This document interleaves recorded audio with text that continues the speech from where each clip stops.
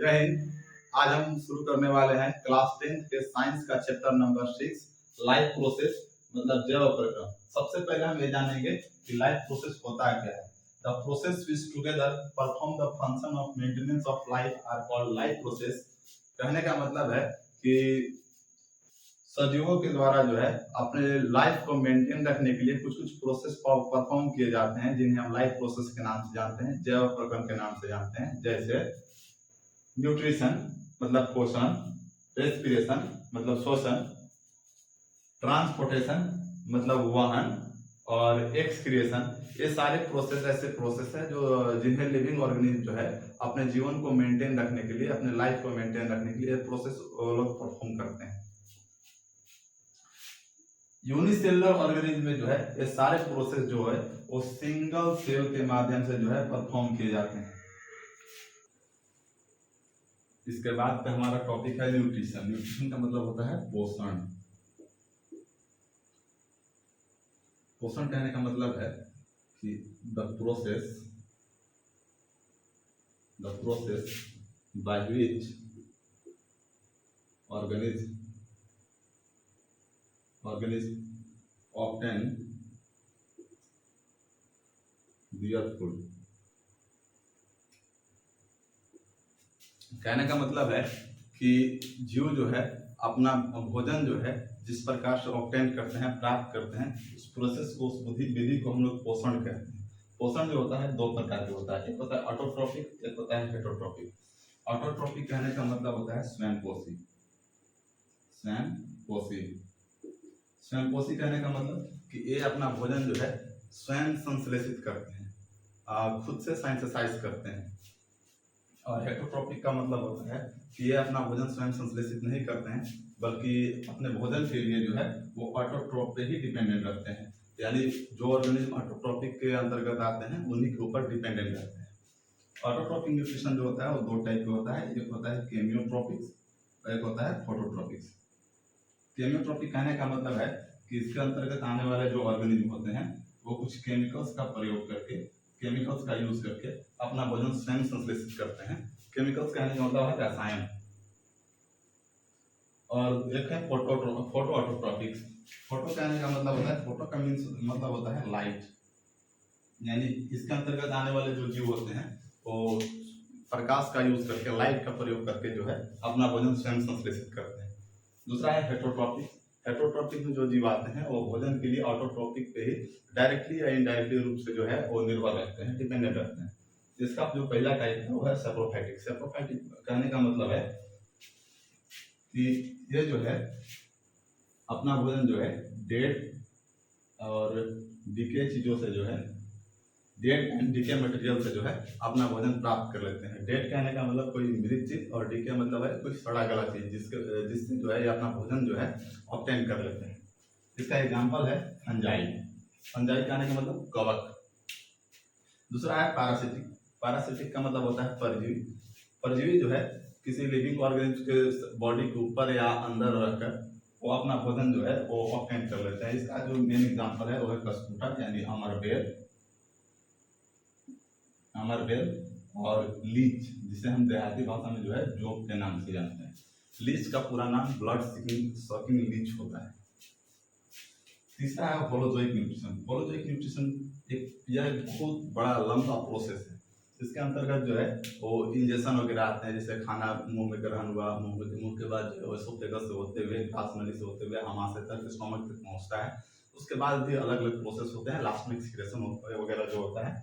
ये सारे प्रोसेस जिसके अंतर्गत होता है वो होलोजोइक न्यूट्रिशन होता है। होलोजोइक न्यूट्रिशन के अंदर एनिमल्स वगैरह आते हैं।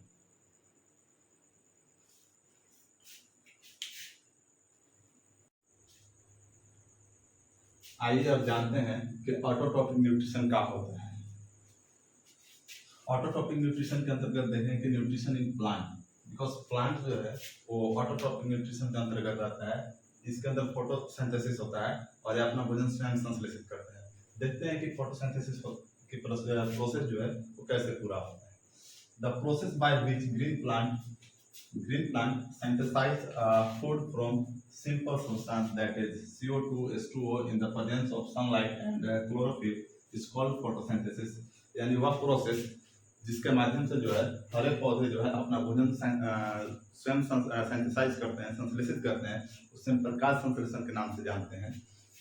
हम जानते हैं कि सिंपल सब्सटेंस जो है जैसे कि CO2 मतलब कार्बन डाइऑक्साइड, H2O मतलब जल, सनलाइट की उपस्थिति में आई मीन सूर्य के प्रकाश की उपस्थिति में और क्लोरोफिल की उपस्थिति में जो है ये जो है अपना भोजन जो है स्वयं संश्लेषित करते हैं, खुद सिंथेसाइज करते हैं, जिसे हम फोटोसिंथेसिस के नाम से जानते हैं। अब हम जानते हैं कि रिक्वायरमेंट फॉर फोटोसिंथेसिस, कि फोटोसिंथेसिस के लिए जो है आवश्यक चीजें जो है वो क्या क्या है। तो फोटोसिंथेसिस के लिए आवश्यक चीजें जो है एक है सनलाइट, दूसरा है क्लोरोफिल, तीसरा है वाटर और फोर्थ नंबर में आता है कार्बन डाइऑक्साइड। सनलाइट जो है for plant sun is the basic source of radiant energy. बोल रहा है कि सूर्य जो है ना वो बेसिक सोर्स है एनर्जी का प्लांट के लिए, जो कि सनलाइट से उन्हें प्राप्त हो जाता है। क्लोरोफिल जो है वो एक ग्रीन पिगमेंट होता है, हरा वर्णक होता है, जिसके कारण जो होते हैं पत्तियों का रंग जो है हरा होता है। और यह जो है पौधा के जो ग्रीन पार्ट होता है, ग्रीन भाग होता है, उसमें क्लोरोप्लास्ट के अंदर जो है वो पाया जाता है क्लोरोफिल, जिसे हम ग्रीन पिगमेंट के नाम से जानते हैं। और इसी ग्रीन पिगमेंट की वजह से जो है पत्तियों का कलर जो है हरा होता है। तीसरा जो सिंपल सब्सटेंस है वाटर। प्लांट जो होते हैं वो अपने रूट के माध्यम से जो है सोयल से यानी मिट्टी से जो है वो वाटर को एब्जॉर्ब कर लेते हैं। और कार्बन डाइऑक्साइड जो कि terrestrial plants obtain CO2 from the atmosphere through the small opening present on leaves called stomata. Terrestrial plants कहने का मतलब है कि वैसा प्लांट जो कि स्थल के ऊपर रहता है, न कि पानी में। स्थल पर रहने वाले प्लांट्स को टेरेस्ट्रियल प्लांट कहा जाता है। ये जो है अपना CO2 जो है CO2 का रिक्वायरमेंट जो है वो एटमॉस्फेयर से पूरा कर लेते हैं। अगर ये CO2 की आवश्यकता होती है तो एटमॉस्फेयर से पूरा कर लेते हैं। बट होता यह है कि आखिर कैसे वो अपने अंदर ग्रहण कर लेते हैं CO2। तो पत्तियों के अंदर जो होते हैं वो छोटे छोटे ओपनिंग्स होते हैं, छोटे छोटे होल्स होते हैं, जिसे हम स्टोमेटा के नाम से जानते हैं। ये जो स्टोमेटा है इन्हें नग्न आंखों से देखना संभव नहीं है, इसे देखने के लिए माइक्रोस्कोप की आवश्यकता होती है। इन्हीं स्टोमेटा की वजह से जो है प्लांट जो होते हैं, प्लांट के जो लीफ होते हैं वो कार्बन डाइऑक्साइड के जो है एब्जॉर्ब कर लेते हैं अपने अंदर। कभी अगर एग्जाम में पूछ दे कि प्रकाश संश्लेषण की क्रिया विधि किस प्रकार होती है तो इसे हम ऐसे लिखेंगे, मैकेनिज्म ऑफ फोटोसिंथेसिस यानी प्रकाश संश्लेषण की क्रिया विधि। Absorption of light energy by chlorophyll, जैसा कि हम लोग जानते हैं कि पत्तियों में उपस्थित क्लोरोफिल जो है वो सनलाइट को एब्जॉर्ब करने का कार्य करता है। Conversion of light energy to chemical energy, यानी सनलाइट से आने वाले जो प्रकाश होते हैं जो जिसे क्लोरोफिल के माध्यम से जो है एब्जॉर्ब कर लिया जाता है, उन्हें केमिकल एनर्जी यानी रासायनिक ऊर्जा में जो है परिवर्तित कर दिया जाता है। उसके बाद splitting of water molecules into hydrogen. होता क्या है कि जो वाटर मॉलिक्यूल में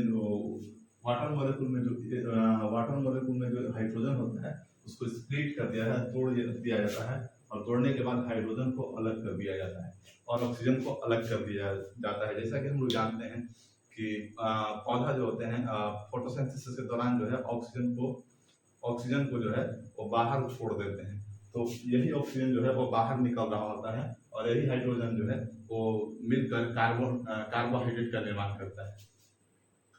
उसके बाद रिडक्शन ऑफ कार्बन डाइऑक्साइड के रिडक्शन के बाद जो है हमारा कार्बोहाइड्रेट तैयार हो जाता है। यानी लिखेंगे ऐसे कि पत्तियों में उपस्थित जो क्लोरोफिल है वो सनलाइट को यानी सूर्य के प्रकाश को अवशोषित करने का काम करता है, अवशोषण करने का काम करता है, और लाइट एनर्जी को जो है वो परिवर्तित कर दिया जाता है रासायनिक ऊर्जा में। जल के जो अणु है इन्हें हाइड्रोजन एवं ऑक्सीजन में जो है वो तोड़ दिया जाता है, और रिडक्शन ऑफ कार्बन डाइऑक्साइड के बाद जो है वो कार्बोहाइड्रेट का निर्माण हो जाता है। रिएक्शन फॉर फोटोसिंथेसिस यानी प्रकाश संश्लेषण के लिए जो अभिक्रिया होती है वो कुछ इस प्रकार होती है, जैसे कार्बन डाइऑक्साइड और जल। क्लोरोफिल की उपस्थिति में तथा सनलाइट की उपस्थिति में ये कार्बोहाइड्रेट बनाती है। और साथ ही साथ यही ऑक्सीजन का मॉलिक्यूल है जिसे यही ऑक्सीजन का मॉलिक्यूल है जिसे जल के मॉलिक्यूल में, जो जल का मॉलिक्यूल होता है जिसमें 2 हाइड्रोजन का मॉलिक्यूल होता है, साथ में एक ऑक्सीजन का मॉलिक्यूल होता है, इसे स्प्लिट कर दिया जाता है, तोड़ दिया जाता है। तोड़ने के बाद हाइड्रोजन जो होता है वो हाइड्रोजन जो है वो मिलकर कार्बोहाइड्रेट बनाता है और ये ऑक्सीजन जो है वो बाहर निकल जाता है, यानी इसे छोड़ दिया जाता है बाहर वायुमंडल में। और साथ ही साथ ये जल भी बाहर निकलती है। अभी फोटोसिंथेसिस के प्रोसेस में जो है हम एक नाम सुने, स्टोमेटा। आखिर स्टोमेटा होता है क्या है? स्टोमेटा जो होता है वो पत्तियों के जो सरफेस होते हैं, यानी लीव्स के जो सरफेस होते हैं, उसके ऊपर छोटे छोटे पोर्स पाए जाते हैं। उसे हम लोग माइक्रोस्कोपिक पोर्स भी कह सकते हैं, क्योंकि वो नग्न आंखों से दिखेगा नहीं, उसे देखने के लिए माइक्रोस्कोप की आवश्यकता होती है। यहाँ पे लिखा हुआ है माइक्रोस्कोपिक पोर्स और गैस वाल्व। इसको माइक्रोस्कोपिक पोर्स इसलिए कहा जाता है क्योंकि इसको आंख से नहीं देखा जा सकता, इसको देखने के लिए जो है माइक्रोस्कोप की आवश्यकता पड़ती है। इसे गैस वाल्व से बोला जाता है क्योंकि इसको स्टोमेटा को जो है वो गैसेस एक्सचेंज में जो है यूज किया जाता है। यह जो है लीव्स के सरफेस पे भी पाया जाता है, कुछ पौधे की स्टील के सरफेस पर भी पाया जाता है, और ये जो है गैसेस एक्सचेंज को जो है अलाउ करता है, यानी एटमॉस्फेयर से जो है वो कार्बन डाइऑक्साइड को ग्रहण कर सकता है और फोटोसिंथेसिस के दौरान जो है जल के जो मॉलिक्यूल छूटता है उसको, उस ऑक्सीजन को जो है वो बाहर रिमूव करने में भी सहायता करता है।